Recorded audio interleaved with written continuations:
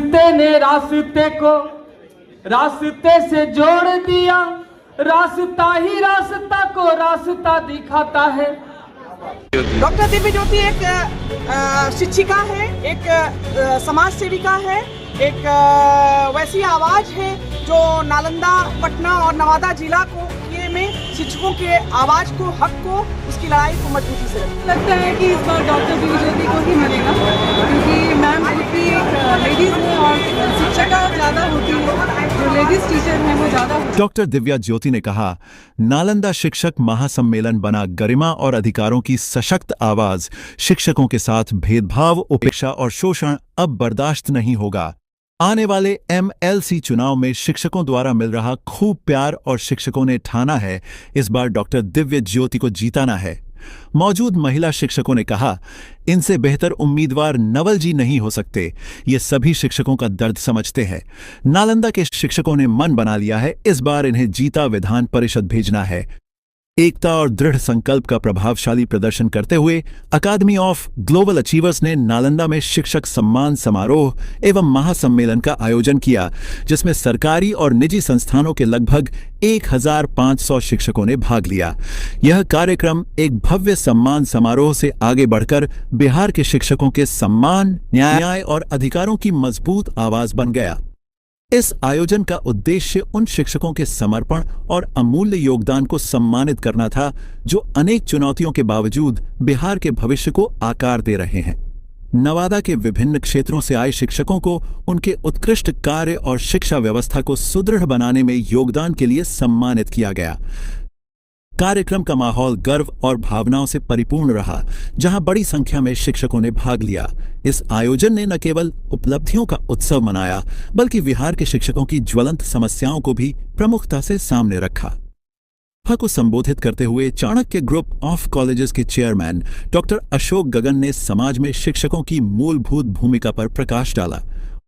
उन्होंने कहा, शिक्षक समाज के मौन शिल्पकार हैं। हर प्रशासक, नीति निर्माता, वैज्ञानिक और नेता एक शिक्षक की देन है। आज बिहार जो प्रगति कर रहा है, वह शिक्षकों के समर्पण और त्याग का परिणाम है। उनके योगदान को मान्यता देना केवल सम्मान नहीं, बल्कि नैतिक जिम्मेदारी है। उन्होंने आगे कहा, शिक्षकों ने पीढ़ियों का निर्माण किया है और समाज की नींव को मजबूत किया है। बिहार का विकास शिक्षकों के प्रयासों पर आधारित है और हम उनके प्रति सदैव ऋणी रहेंगे। कार्यक्रम का मुख्य आकर्षण डॉक्टर दिव्या ज्योति का प्रभावशाली संबोधन रहा, जिसमें उन्होंने शिक्षकों की समस्याओं को मजबूती से उठाया और त्वरित सुधारों की मांग की। के धरती पर आप सभी मीडिया बंधुओं का मैं स्वागत करती हूँ। मैं doctor Divya Jyoti, chairman academy of global achievers. आज ये जो भारी संख्या में आप शिक्षकों और प्राचार्यों को इस परिसर में आप उपस्थित देख रहे हैं, इसका मुख्य उद्देश्य है कि हम शिक्षकों के सम्मान के लिए काम कर रहे हैं। शिक्षकों को जो उनका हक, जो उनका सम्मान आज तक सरकारें नहीं दे पाई हैं, हम उन्हें एक प्लेटफॉर्म देना चाहते हैं कि उनको सम्मानित कर सके। उनको उनकी कार्यों, उनके परिश्रम, उनका जो इस योगदान है बिहार में शिक्षा को मजबूती से स्थापित करने में, उसमें हमारे शिक्षकों का जितना महत्वपूर्ण योगदान रहता है, उस हिसाब से हमारे शिक्षकों को सम्मान कभी भी सरकारों के द्वारा नहीं मिल पाई। आज मैं उन सब के साथ मजबूती से खड़ी हूँ, उनके संघर्ष में, उनके हक की लड़ाई में, और मैं चाहती हूँ कि हमारे शिक्षकों का सम्मान इस राज्य में, बिहार में बढ़े। और जब शिक्षक सम्मानित होंगे तभी हमारे राज्य का गौरव बढ़ेगा और शिक्षा की जो यह नींव है, बुनियाद है, वह और मजबूत होगी। के लिए है क्या प्राइवेट या फिर सरकारी?